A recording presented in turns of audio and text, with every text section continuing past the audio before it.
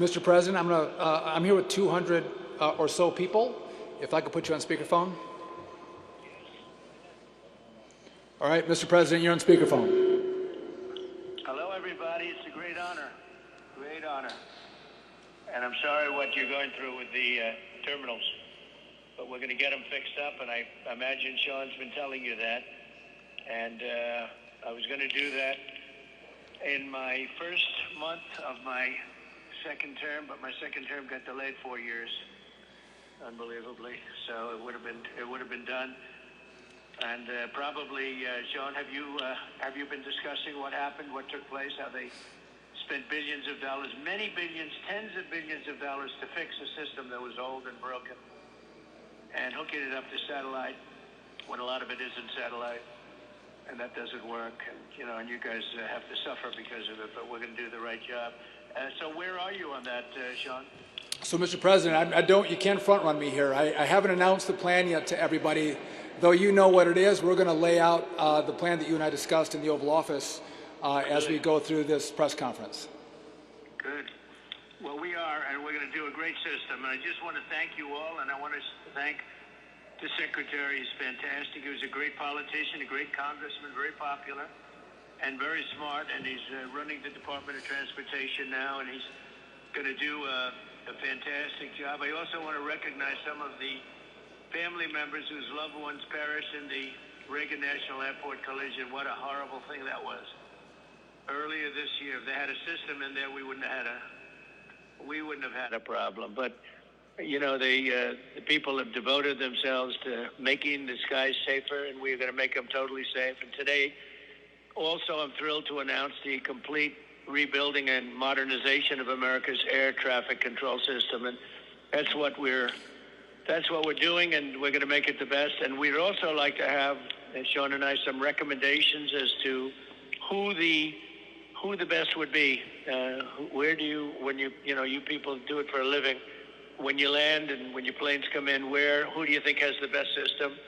Which company does the best system? We'd like to give out one big, beautiful contract where it's, they're responsible for everything from digging ditches to the most sophisticated stuff. And if you have any ideas as to who makes the best system, we'd love to have it. But after decades of originally, and we're talking about a long time ago, reliable service, air traffic control is long overdue for not an overhaul, really, for a remaking. It's got to be brought up to a modern standard. And when my pilots landed before, now I have wonderful pilots from the military, great pilots. We have it a little different, but they used to use systems from other countries to land.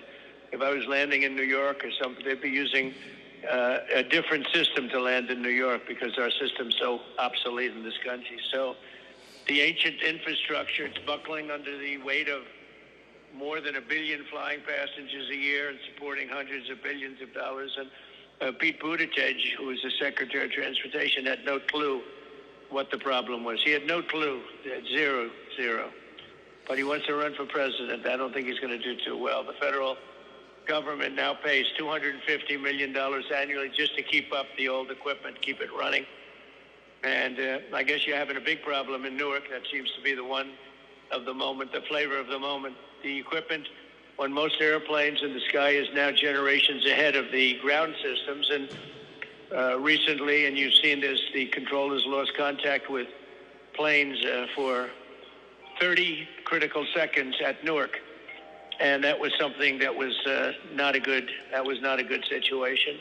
But they lost them, and something like that just doesn't happen. So while we're confident that the system remains extremely safe and the passengers are, we're going to take good care of everybody, a complete modernization is going to soon be taking place. We're going to be going all brand new, all with the best company. We're negotiating with the various companies now. That's why we'd like your recommendation. We're beginning the process of fully replacing the technology at more than 4,600 air traffic control sites. That's a lot. And building 6 new state-of-the-art air traffic control coordination centers, which is the top. That's the tippy top of what you do. And it's the first time that there's been anything like this since the 1960s. We have a lot of equipment that's from the 1960s, if you can believe it. And it doesn't even mesh with the plane. So We'll be purchasing 25,000 new radios and replacing hundreds of old radars. The radar systems are old and broken. And we'll install 4,000 new high-speed network connections using fiber optic cables, satellites, and wireless technologies. And we'll also install 174 new weather stations in Alaska. Alaska's prime time. So these actions will bring American air traffic control into the highest level of anybody, any country, anywhere in the world, the highest in the 21st century.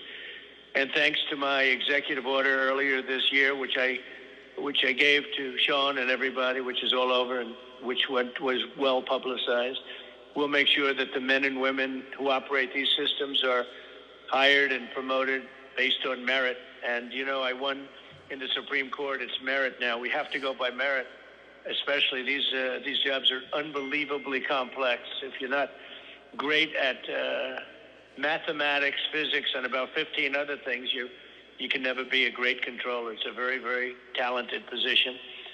And we're going to have the best systems anywhere in the world. We already have some tremendous qualified people. We're going to be hiring, as you know, thousands of more. And I just want to extend again my love and regards for the people who that such a tragic event took place, and for the people that had to suffer through that event. And with that, I could, if you have any questions, I would do that. If you want to do that, Sean, or I could let you take it over from here. Mr. President, we're not set up. I'm up here on the podium.